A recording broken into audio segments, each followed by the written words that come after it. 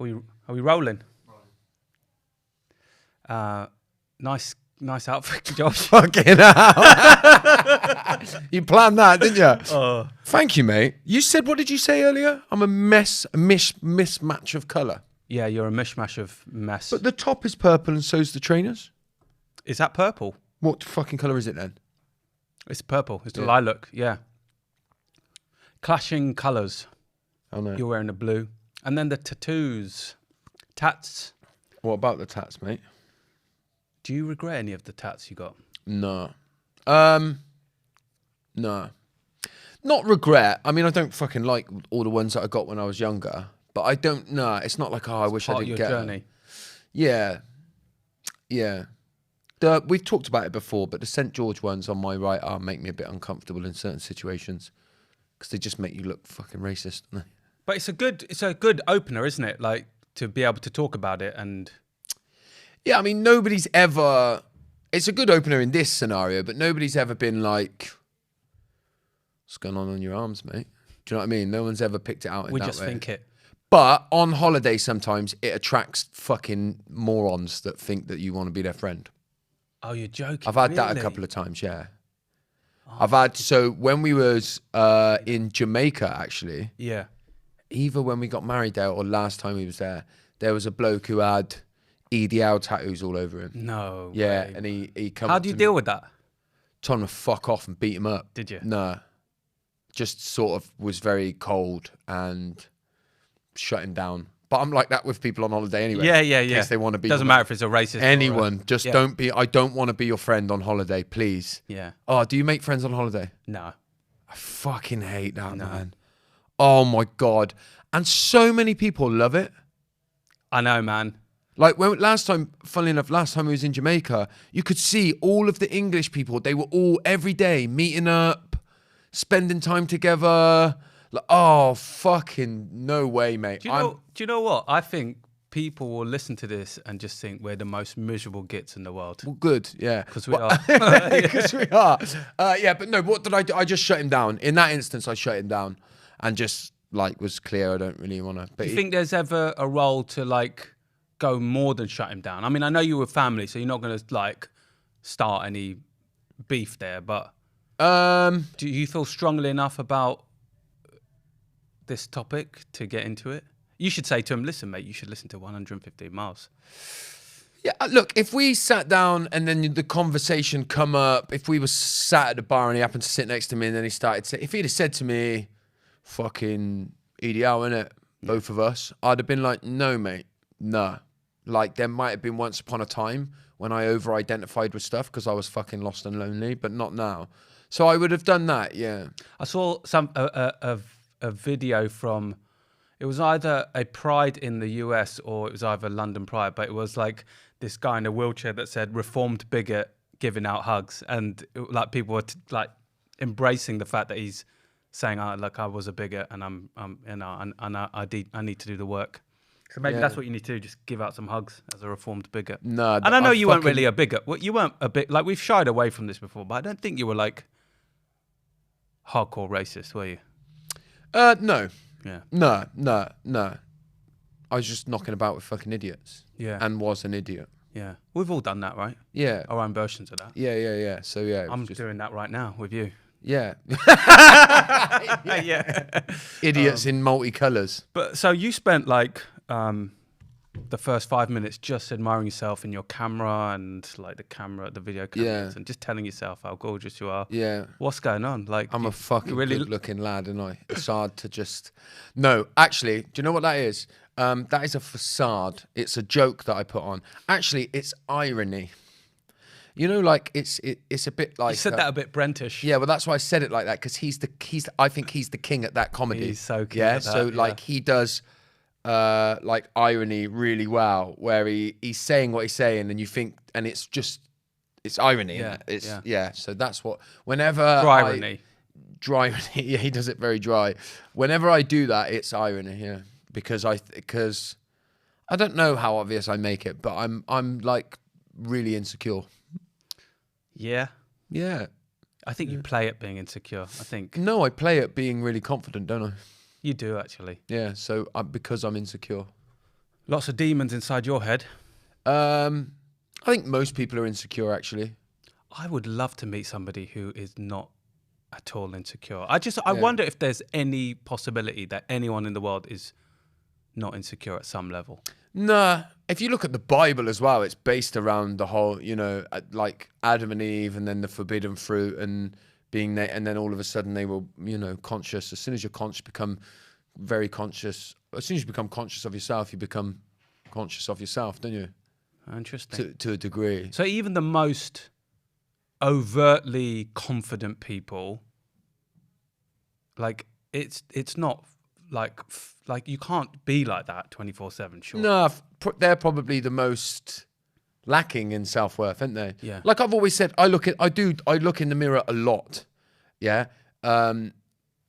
Probably more than the average person, I would say, but it's not from a place of look at me. If I get caught looking in the mirror, that's what I'll do. Yeah, to cover it up. But I look in the mirror a lot from a place of less than. What are you looking at in the mirror? Are you looking at the physical manifestation in front of the mirror, or are you trying to look behind that? No, sometimes I do some work where I'm looking to try and look beyond that. No, but it's basically how will I be perceived looking like this? Do you ever like do any mantras like I'm a tiger, right? At the mirror. No, no, I don't. No. Some No, people do that shit. but I don't they? do some mirror work. I don't know if you've ever done mirror work. So I don't do it as much now as I used to, but at once upon a time, it was part of my morning routine every morning to look myself in the eye for at least a minute.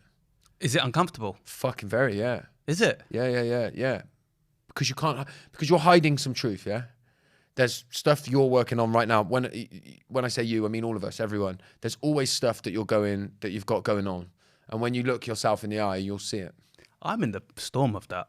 Yeah. Like we've talked about it. Like I was talking to Chris yesterday, and I think that I have spent my entire existence, certainly that I can remember as an adult,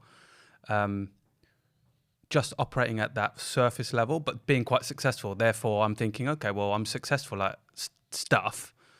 So, for people that might want to observe me as somebody who grew up in kind of a single parent home and made good, and then has now built businesses, on the surface, I'm doing very well.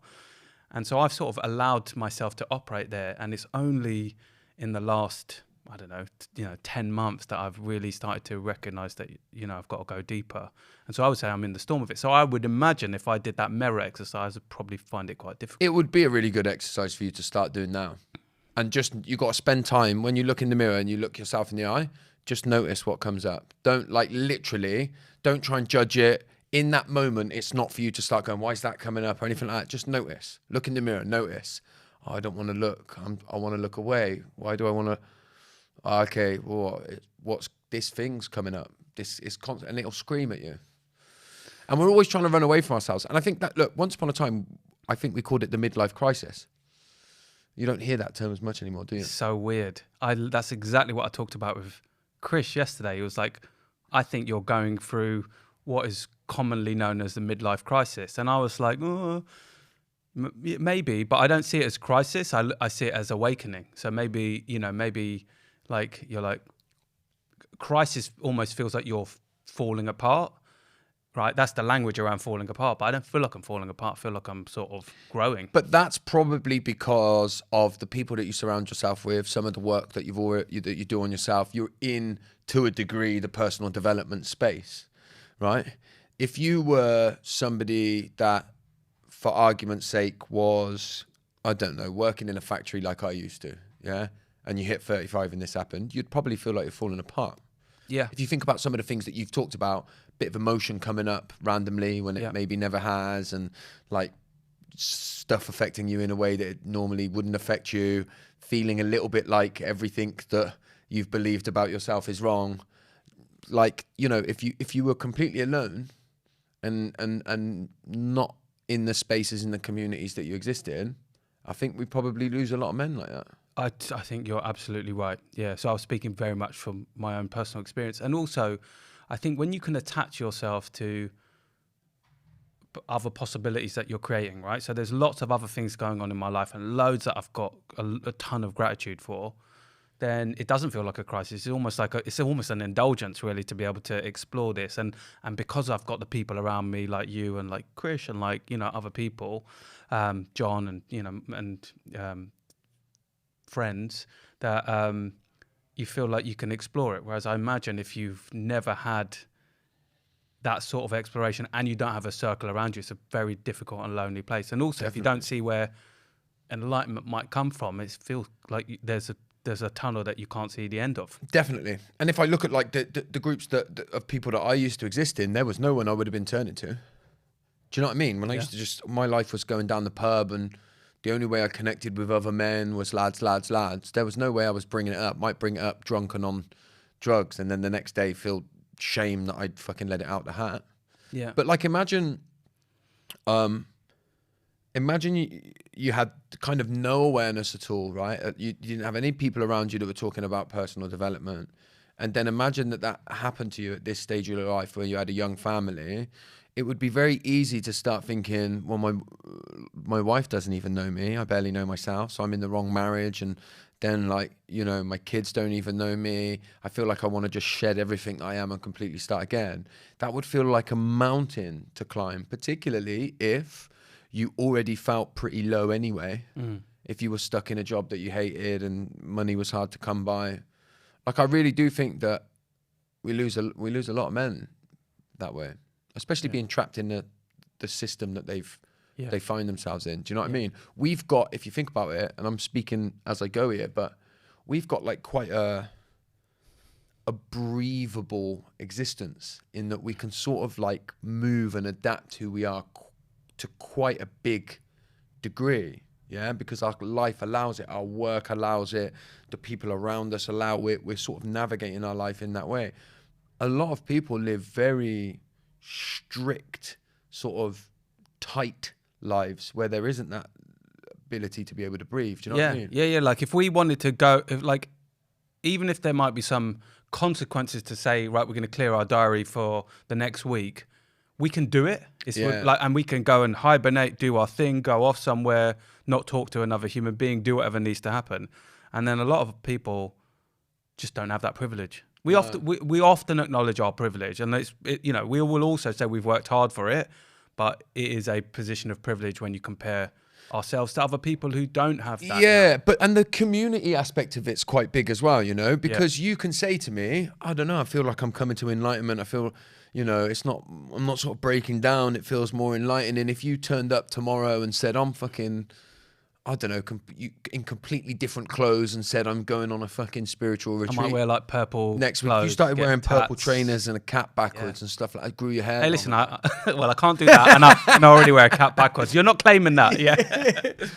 But you get it. Like, you exist in a community of people that would lean into that and give you some breathing space on that.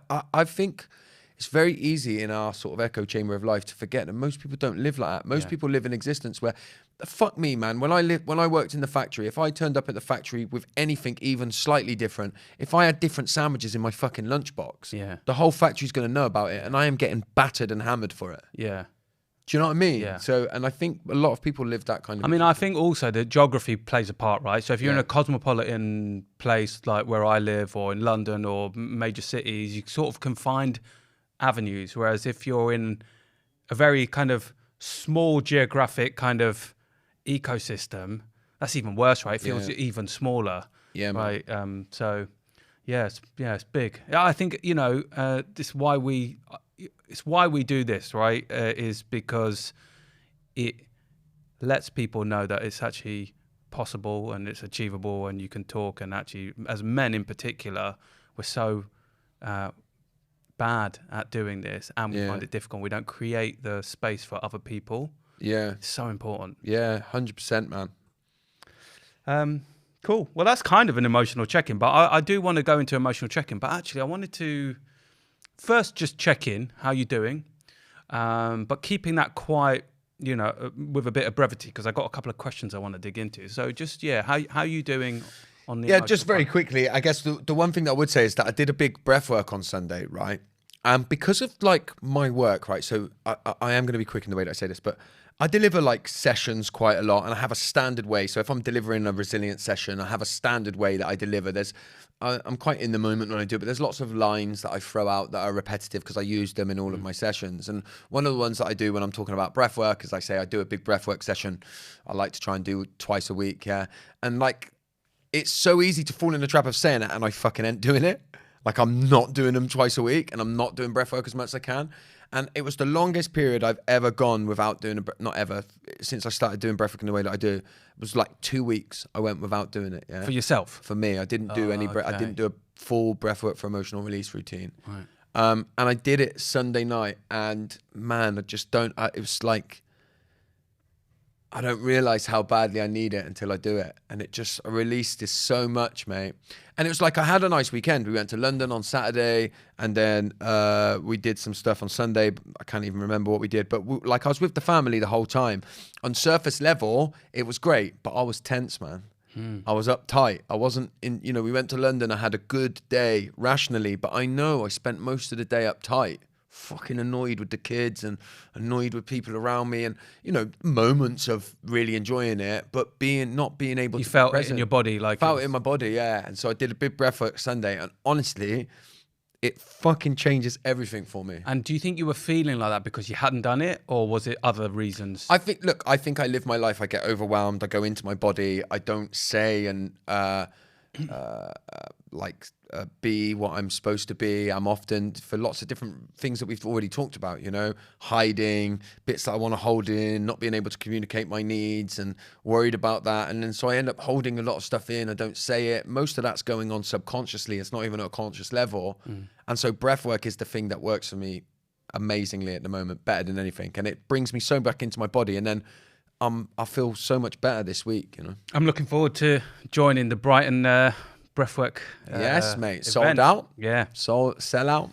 What about you, quickly, before you do? Yeah, I mean, I've sort of touched upon being in the storm and that, but that I don't see that as a heavy thing. I feel light because I know that it's a voyage of self-discovery that I'm really enjoying, and even some of the impacts of it has meant that I've slowed down on some of the progress that I made at the beginning of the year. But in the past, I would have just been really beating myself up about it and like almost shaming myself for like, oh, you've dropped off, or you're not doing this, or you said you would do this, or this was to the top of your pyramid.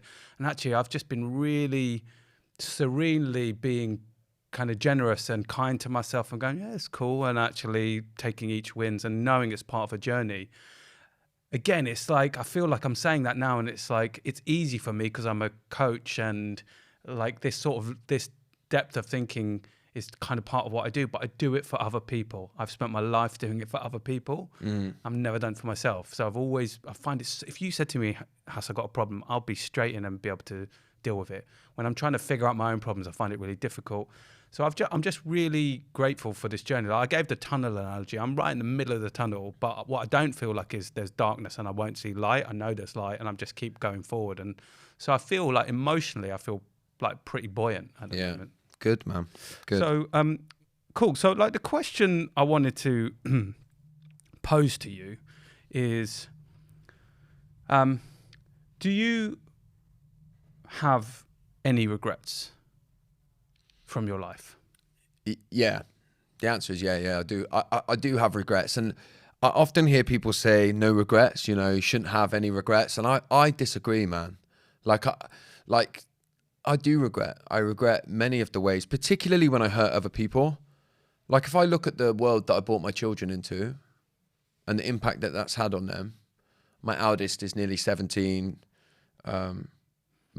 My two sons are 11 and 12. My other daughter's 15, 16. Like, the impact on them and the world that I brought them into is huge.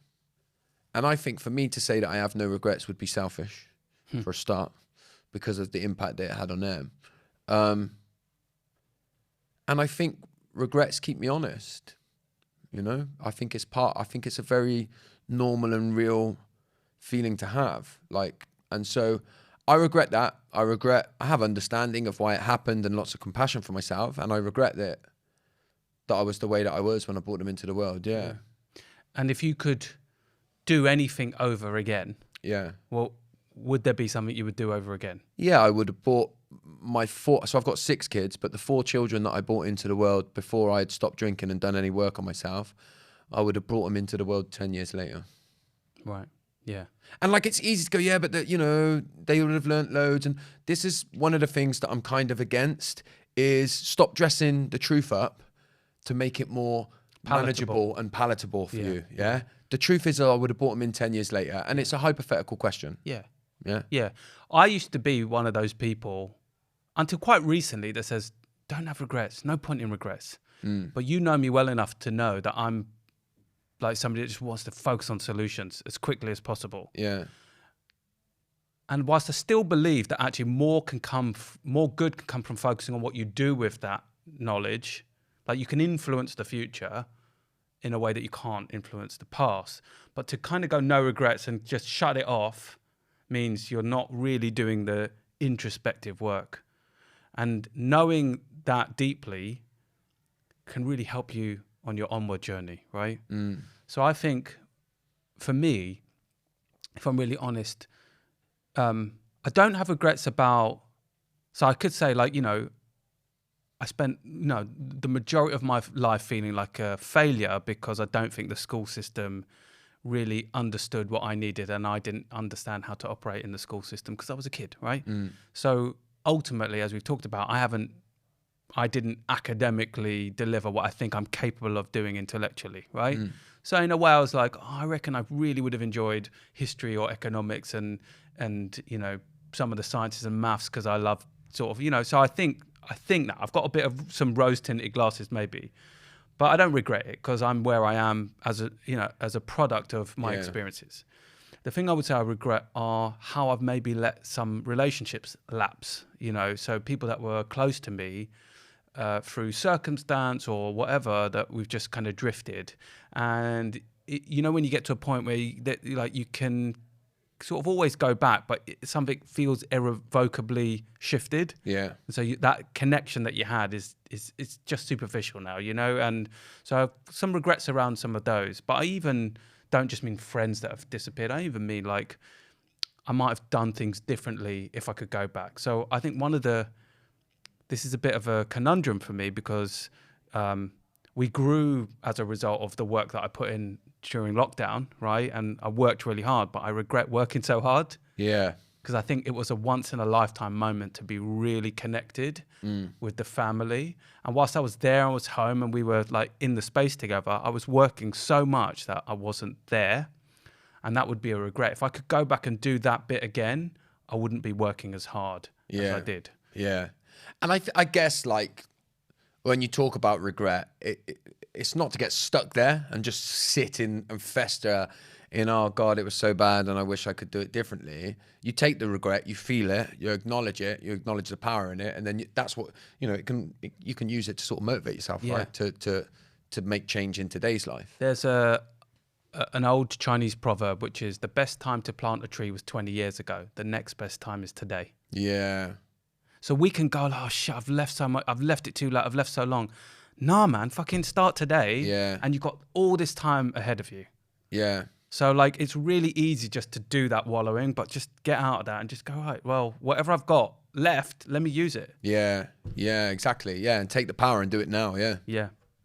Cool, man. So have you ever seen that guy with the tattoo who had no regrets? I have seen that. Yeah. Spout wrong. Yeah. Right, next section is called Love Hate. Love Hate, let's do it. So this is surprising things that you and I love and hate. So people would be surprised to know that you love this or you hate that, right? Yeah. Have you thought on it? Because you haven't done your homework. No, I haven't done my homework massively on this. The first thing that comes into my mind with what people are often surprised that... Westlife. Yeah, Westlife is definitely big Westlife fan. I'm a big Westlife fan. Yeah, I absolutely love Westlife. Favorite song? It's hard, man. Like there's so many hit after hit, isn't it? It's the hit roller coaster. Do you know what? I wouldn't be able to remember song titles neither. To be honest with you, I'm not about to start the singing chorus. Them. Yeah, but Westlife. Na na na na na na na. A World of Our Own, that song is. Yeah. Should we play this game? I'm starting to realise I really love Westlife as well. No, sorry, go on. Sorry. So here's a couple. Right, I love Westlife. I think people will be surprised to hear that. I love like real near the knuckle, almost horrible comedy that makes me feel like I shouldn't be laughing at it, but I am. I think people would probably be relatively surprised at that. I think you've talked about that on here before. But Yeah, I regularly talk about the things that I hate. Yeah. So like this is like a lot of this is what I was thinking. Yeah. A lot of them have come out because the other one is like socializing. Yeah. Oh, the fucking thought of it, man. Honestly, the thought of like going to a do and being there and saying hello. Oh, mate, I've talked about it loads, but that I really hate. Yeah, I'm not letting you off. Like, you better start thinking about another one because we know about that. Like, you've talked about that for 3 years. Yeah. So shall I tell you about the give me things yours.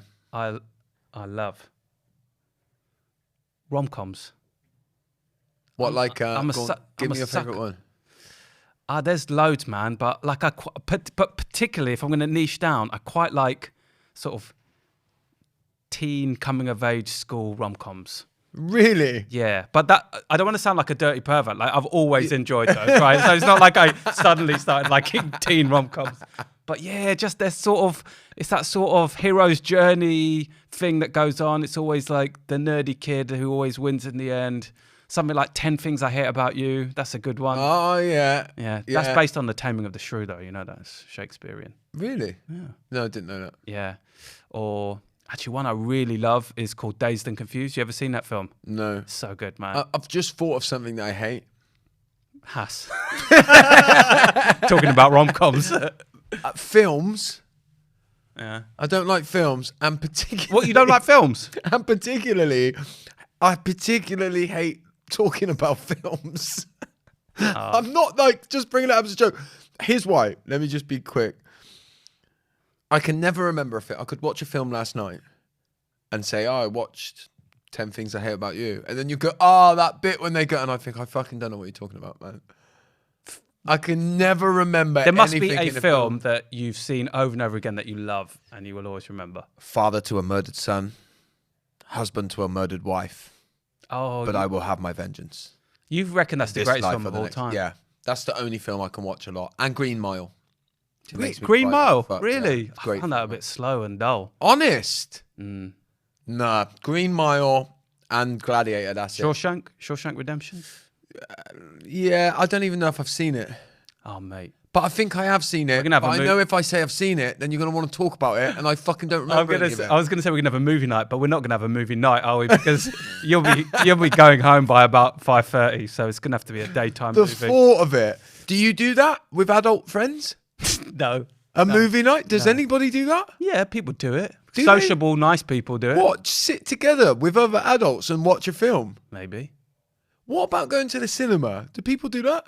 What, with themselves? With mates?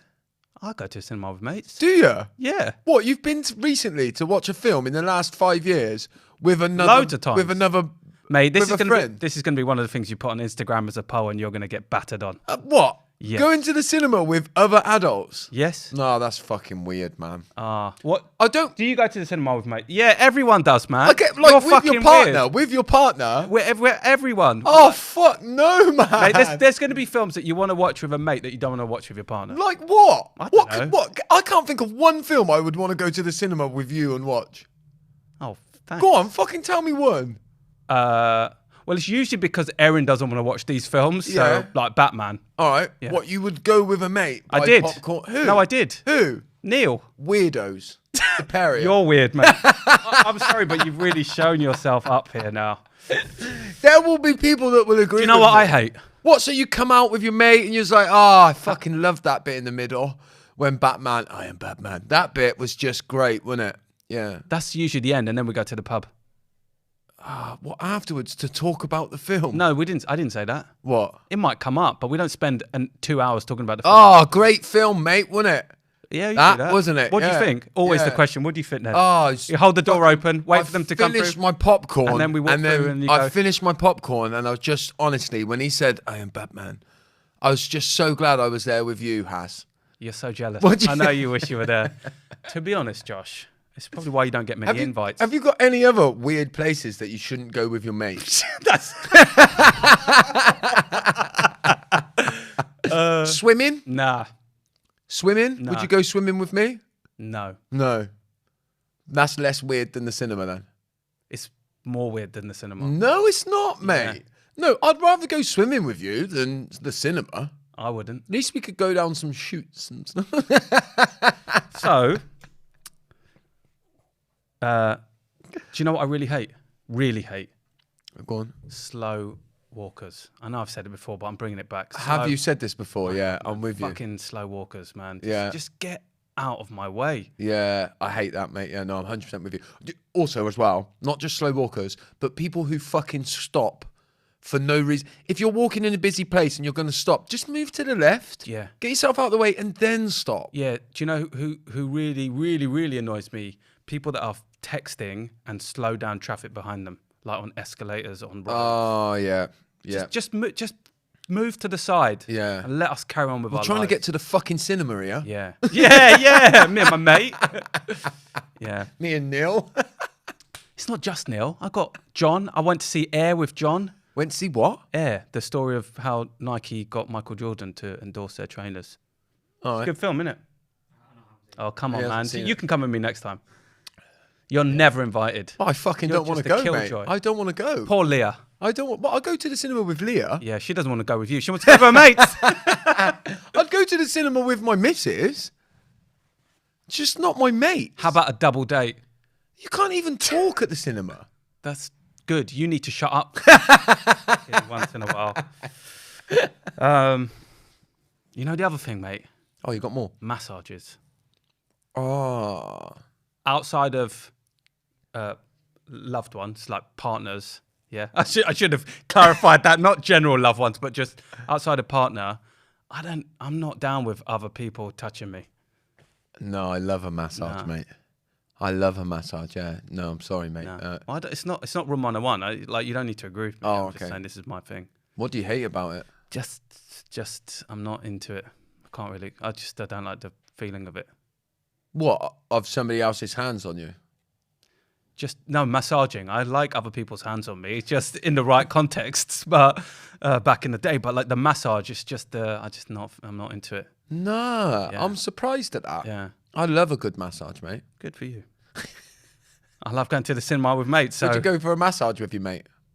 no, man. Would you go to a spa with me? No, Honest? What would you? I hate spas. Honest? So I get really bored. I hate baths. I hate like anywhere. What, like a sauna? I've never done. I mean, I might try and go to a sauna to do some of that old bass shit, that you do, but not with you. No. Oh no, mate. I'd be. too I'm down with that. Like group of lads, let's go sit in the sauna together. But you won't go to the cinema and watch a film. No. I'm glad we're clearing this shit up now because I don't want that awkward moment where you ask me to a Happy sauna and I ask birthday, you to the Josh! I've cinema. got you a couple of cinema tickets. All right, so that was fun, wasn't it? That was fun, Okay, mate, so yeah. what we're gonna do now for the remaining time is play Agony Uncle. Yeah. Right, so Agony Uncle is basically we're gonna assume the role of say an agony uncle on an advice column as you would get in like a newspaper. Yeah. So you might read yours in the Daily Mail. I read mine in the Guardian. I'm not a fucking Daily Mail reader. I don't read newspapers full stop. Do you That's still get a true. newspaper? I read the Guardian online. That's it. Do you pay for that? Yeah, I subscribe to it. All right. Yeah. Fucking hell, mate. What, do you have like avocado on toast while you're reading that in the morning, do you? And then I go to the Then cinema you go to the with my cinema friend. with Neil. Yeah. Why are you picking on Neil, man? He Because was that's who you said you go Yeah, it with. was the one, but there's others. And John. And I go with my kids as well. Yeah, well, that's all right, isn't it? Is it? Of course it is. Is You that go to the right? cinema, yeah. Oh, thank you for your validation. Fucking movie night with Neil. Right, so what we're going to do is I'm going to give you some hypothetical... Poor Neil. I'm going to give you... He's a good guy, by the way. He is a very good guy, yeah. I'm going to give you some hypothetical questions Yeah. that you need to give me an answer. Are we doing it in turns, one each? Yeah. Yeah, I all think right. that's a good idea. So, someone is being told to be more authentic at work. Yeah. They know there will be a cost because their colleagues will probably most likely not be ready for what they experience or will not like it. What should they do? Look, firstly, I think it's a really good question. My answer might surprise you. In short, my answer would be don't be authentic at work. If you don't feel safe enough to be who you truly are at the workplace, right? In this instance, in the way that you've asked the question, yeah, I would say that it's not your fault. It's the fault of the culture and the workplace that you work in. So perhaps actually I could take the question and I could say, maybe there's some work to do on yourself to check, what are you scared of? Is that fear unfounded? Does it come from within you? Are you fearful of being judged by people that would never judge you, but you judge yourself so harshly you're assuming that they are? If that's the case, then I'll come back to that in a second, actually. But if it's the case that the environment really wouldn't allow you to be authentic, right? There really would be some perhaps prejudice against it, or you would perhaps get comments that you wouldn't like or feel that you could deal with. Then in those instances, I would say don't be authentic. And it's the culture at work that needs to change. I'm not entirely surprised by it, actually, because like it's almost a bit of a riddle in the way I asked the question, because I said someone is being told to be more authentic. That's probably what led me to think that. Yeah. So somebody else is saying, "Hey, be more authentic." So it's almost like it's really about what you believe and what you feel. And if actually you want to go on the journey and you're willing to kind of explore what that might end up kind of manifesting in the workplace, and you feel safe enough to do it, great. But actually, if other people, so often people say, be more authentic, do this, and actually you're kind of caught in this conundrum, but you be whoever you want to be. Yeah. And you kind of do whatever you need to do that in a way that makes you feel safe. So I do agree with you. Yeah, and you know what? Like, I genuinely think that if anybody wants you to be and is trying to push you to be anything other than what you are right now, then that's something to do with them. Yeah. Because really, ultimately, the best way for me to love you, to support you, is for me to come in and be with you and let you be whatever you are and hold your hand until you find what you need to be. Even if I think you need to be a different version of yourself and that would help you, it's not my job to fucking judge and tell you that. It's my job to hold your hand and let you explore and discover what you want to be. The moment I start saying you should do this or you should do that, and I get it all the time online, people coming on and saying, you should forgive, you should do this, you should try this, right?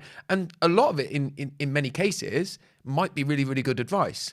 But for me, when they're pushing it on somebody and they can't just go, you know what, I hear you, be who you are in that space. When they can't do that, it's something in them. It's something going on in them. Yeah. And what I will say is, what if this person did actually truly want to be more authentic, but they were worried about the environment? So, you know, they don't have to sit with that as well, right? So you've got to find the avenue to be able to express that and communicate that into the environment, right? Yeah. And if that environment continues to reinforce those narratives, then it may be that you need to have a brave kind of reflection on whether that is the right environment, whether they're ever going to change as an environment. If you can influence it, great. If you can kind of get them to shift their behaviors, amazing. But if that never is going to happen, then it's a reflective moment to go, is this the best place for me? And also to build on that, and to go more, to zoom out a little bit and say, if you do really want to start leaning into who you really are, at the core, the basic thing I think of what anybody needs. And look, we live in a society now that will say, if you want to be yourself, you want to find out who you really are, therapy, go to one-to-one and all that stuff. And all that stuff is great. And I think people should try it. But your starting point should be, where in my life is a safe space, right? Now, ultimately, in an ideal world, that should be your home. You should be able to go out into the world, do whatever you want to do, be whoever you are. And then when you go back to your home at night and you open the door and you close it behind you, you should be able to feel like I can be exactly whoever I am right now, whoever I want to be, right? For a lot of people, dare I say most people, it's not their home, right? And so you need to make sure that you have groups and communities in your life where you feel like you can be exactly who you are. Yeah. And actually, I think you need not just your home, but you need more than that, perhaps. That's ultimately what community is, right? It's where you can go and be who you truly are. And so then you can go out into the world and practice being who you want to be, knowing that when this gets a bit too much, if it feels too overwhelming, I have a safe place to go home to. And when I say safe place to go home to, I don't necessarily always mean your house. Home. Yeah. House. I mean your home, your Yeah. community. Yeah. Yeah. So I think that's really, really important. Yeah. So my first question for you: someone has a side hustle.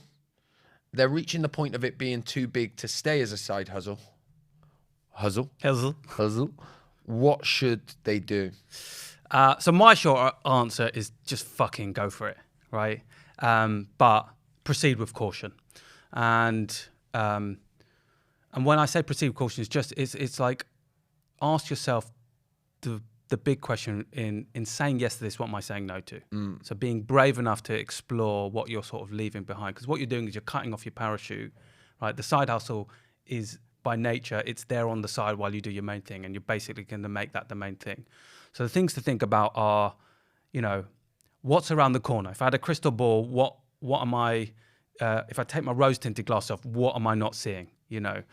Murphy's Law is something like if it can go wrong, it will. So really use that and really kind of almost lean into your pessimism so that you're not surprised. Make sure you've got runway. So like if you're going to do this, make sure you've at least got 3 to 6 months worth of kind of cover so that you've got enough room to be able to kind of grow.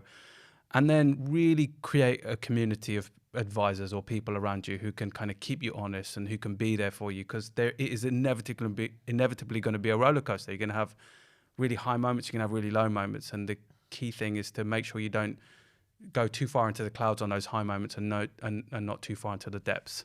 Yeah. But I just think that now more than ever, if you feel really confident in your ability to create your own destiny, you've got to go for it. Yeah, 100%. And that thing that you said about mentorship, I think for me that's the most important part. And there's lots of willing people out there. That's the thing that I've found, from meeting you and then going on to meet other people as well, but particularly you at the beginning, is that if you're willing to put yourself out there and you're a good person who really does want to work and really does want to try and make something work, I think there's lots of people out there that will see that in you and will offer mentorship. Totally agree. Quite freely, That's been my experience. Now, don't get me wrong, I get a lot of people that don't want to put it in and don't want to try and aren't willing, and they're just coming to see if you can help them, get a fucking break. But the people that are, I think there's mentors out there, and then that's the most, and I've said it a million times on here, but that was the most important thing to me at the beginning, was to be able to email you and say, Has, I've just had an email and someone's used a fucking word. I don't know what it means. Yeah. I don't even know where to turn to. Them kind of silly questions, you know, it's huge. Yeah. There are loads of people out there who want to help genuinely and don't expect anything back. And if you can find those people on your journey, then go for it, man. Yeah, man. All right. We've got probably time for one more each, okay? Someone is stuck in negative thought patterns. For example, they're body shaming themselves and then emotionally binge eating. How do you make the first breakthroughs? And I'm talking about breakthroughs versus the first one, because sometimes it's easy to do the first one. It's the one you need to show up for next and the one after that. Yeah. Okay. Yeah. That's an interesting caveat on the end. Look, the one thing that has become clear to me, especially since quitting sugar, is you have to stop the source first. So if it's binge eating that you have a problem with, I think there's a lot online now that will tell you need to find the underlying cause, right? And you do, but that is the second point. That is the through point. You have to first go, I'm gonna do abstinence. And perhaps in some ways that's the hardest bit, is the bit when you go, if it's binge eating, I'm not going to binge eat. And I'm going to spend the next 2 weeks, maybe even longer than that, every day, just living in the day. Today I won't binge eat. And I think you have to do that for a period of time. And that's certainly been the case when I look at breakthroughs that I've had. It's always had to start at, what's the problem now? How do I put a fucking fork in the road and stop that problem and give myself enough breathing space to then look at the next issue? It's quite high stakes though, isn't it? Like if you go abstinence, right? So you go, right, I'm not going to do it. And then inevitably, if you're not quite ready to do it, but you've made that commitment, soft C commitment, right? And then let's say you do it and then you fall after 2 days, it almost, the elastic band effect is often so much worse. So how do you recover from that sort of Look, fall? this is the thing, right? And I think there's lots of answers that I could give you, but the reality is nobody knows the true answer to this. And I've talked loads about this in the past, but nobody knows the true answer of where change comes with something like that. Because if they did, no one would be doing it anymore. Yeah. Because well, actually, capitalism had got its hand on it, Yeah. so you'd be able to get it for a couple of grand. But it doesn't matter how much money you spend, yeah. But you have to look at what's wrong in the moment. Can I stop that? And then, as quickly as you can, start moving towards where does this come from? How can I create stuff in my life? And by the way, you have to fill the space originally. You know, when I quit drinking, I filled it with 12-step fellowships. When I quit sugar, I couldn't just quit sugar. I had to also go, I'm going to fucking start working really hard at the gym again and really put the effort in. So then my focus was like more than just I'm just quitting. It was I'm quitting to fill my life with new stuff. So I would say that's the sort of short form answer. Yeah. With I think you could do a whole podcast on it. But I think we should. And I would sort of add one thing, which is just something that I definitely have been learning, I want to have learned, is not to catastrophize the fall. Yeah. Right? And like say you've been great for 3 days in your mind, and then you have a fall, and then you go, oh shit, well I've ruined everything. But actually just keep it in the day and start again. Yeah. And not catastrophizing it. Yeah, look, I think that's what living in the day is. Living in the day is, it doesn't matter what happened yesterday. And in like recovery spaces, they say every day is day one. Yeah. So I'm 11 years into sobriety, but all I've got is day one. Yeah. Like I'm not going to drink today. Yeah. And like life changes, don't get me wrong. I don't wake up in the morning and think I'm not going to drink today. Yeah. I don't, Yeah. right? But when shit gets heavy, I go back to just doing the basics. Don't fucking drink today. Try not to mess up. Try not to act out. Yeah. So, and you can do that every day. Yeah. Yeah. Yeah, definitely. Am I going to hit you with one question then? Yeah. One more. Yeah. Let me just pick one out of the two. Okay. Do you want me to do the last question or the second one? Can you remember the questions I gave you for homework? Just go with whatever your intuition tells you. Okay, I've just been promoted to a management role in charge of a medium-sized team. What words of advice do you have for me? Don't become an arsehole. Shit, man. Failed. Stop being an arsehole. Yeah, no. I think people think, oh, right, suddenly I've got to manage people, so I've got to turn into this dictator. That's absolutely not what you need to do. You need to be yourself, but understand that you've got kind of new parameters. You've got responsibilities. I think like one of the things you need to really get clued into is what are going to be your values as a manager? What do you hold that's important? What can people come to expect from you? You need to be consistent. You can't have like one set of rules for your mates and another set of rules for other people. And just don't be an arsehole. Have we got time? Yeah. Very quick question. How do you navigate the part of being a manager? Like, so I'm somebody who sort of has a tendency to get on with everybody.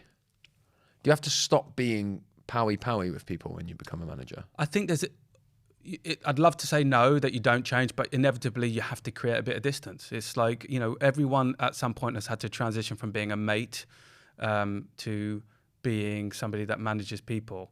And I think, it's kind of an often used trope, but like it's more important to be respected and trusted than to be liked as it comes to management. Yeah, okay. We all want to be liked, right? But I'd much rather be kind of respected and trusted and consistent. And I think, one of the things that you can really help yourself with is dialing into your empathy and compassion as superpowers. And if you don't have empathy and compassion that comes naturally, go and figure out how to find it, because those are the two superpowers that can help you manage any team and lead any team. Even if you're not the strongest on the team, you may even be a weak link who's been over promoted. Just dial into those and you'll go really far. Yeah, love that. But just to be clear, would I rather be trusted and respected or liked? Liked every time. I'm a fucking chronic people pleaser. Anything to get people to like me, which is probably why I'm shit manager. Well, I think you'd probably be all right at managing now. Same, mate. Yeah, I'm fucking manager of Royal Oh, Basset. you are, under yeah. 9 girls. Yeah. Yeah, and I'm fucking good at it, mate. Where's your empathy and compassion? Great conversation, man. Enjoyed this, mate. I got us a couple of tickets to the cinema. To Yeah, brilliant.